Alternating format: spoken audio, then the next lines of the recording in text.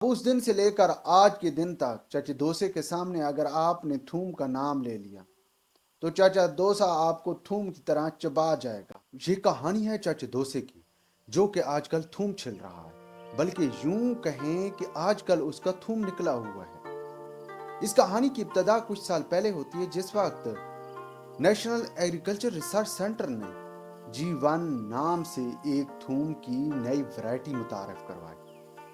और इस वैरायटी की खासियत ये बताई जाती थी कि इस वैरायटी से किसान रातों रात अमीर हो जाता है। अब चाचा दोसे को भी इसी बात का शौक लगा कि क्यों ना रातों रात अमीर हो जाएं। और इस दौलत की रेल पेल की चक्कर में चाचा दोसे ने पहले साल थूम काश्त कर लिया।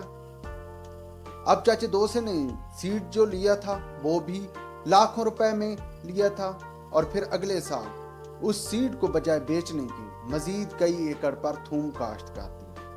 अब उस वक्त चाचा दोसे से जब पूछते थे कि ये तो भाई आपके साथ धोखा हो रहा है,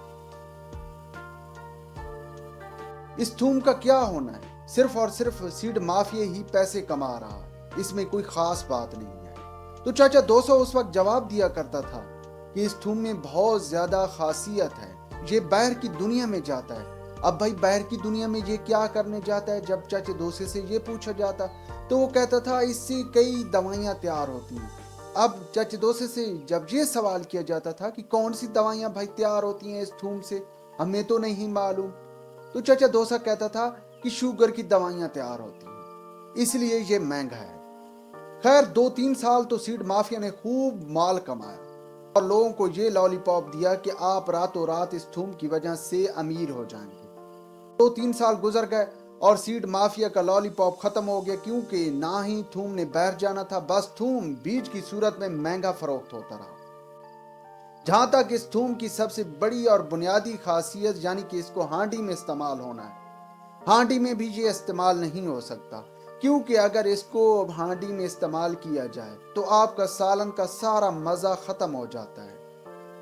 एक तो इसको जो ही आप सालन के अंदर मिक्स करेंगे फौरी तौर पर झाग बनना शुरू हो जाएगी। अब जहां तक चाचे दोसे की बात है, चाचे दोसे ने जिस वक्त लहसुन काश्त किया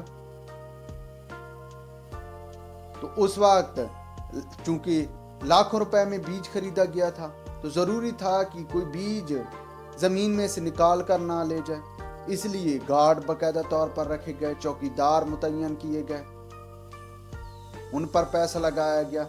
फिर नेक्स्ट ईयर दोबारा काश्त किया गया, दोबारा भी यही खौफ था कि भाई लाखों अब करोड़ों में बदल चुके हैं, करोड़ों का बीज लगा रहे हैं, कहीं कोई चोर रात को बीज ही जमीन से निकाल कर ना ले जाए।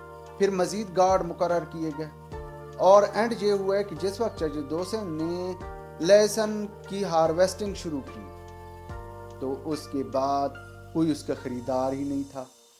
चाइना का थूम मार्केट में आ चुका था, जो कि 50 रुपए किलो के हिसाब से बिक रहा था, जबकि चाचा दोसे ने जो लहसुन खरीदा था वो लाखों रुपए किलो के हिसाब से खरीदा था।